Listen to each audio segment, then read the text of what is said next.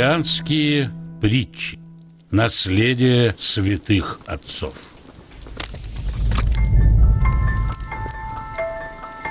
Как монахи ссорились.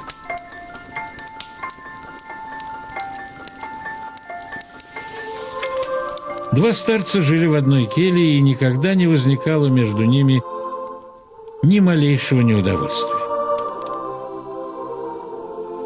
Видя это, один сказал другому: «Поссоримся и мы хоть однажды, как ссорятся люди».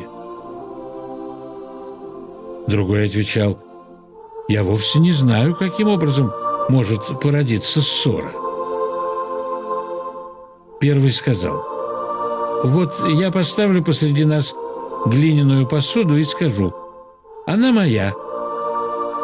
А ты скажи: она не твоя, а моя. Из этого родится спор, а из спора ссора». Сговорившись так, они поставили посуду посреди себя, причем один сказал: она моя. Другой отвечал: а я полагаю, что она моя. Первый опять сказал: не твоя она, но моя. Тогда второй отвечал: а если она твоя, то возьми ее. Таким образом, они не могли достичь до того, чтобы поссориться.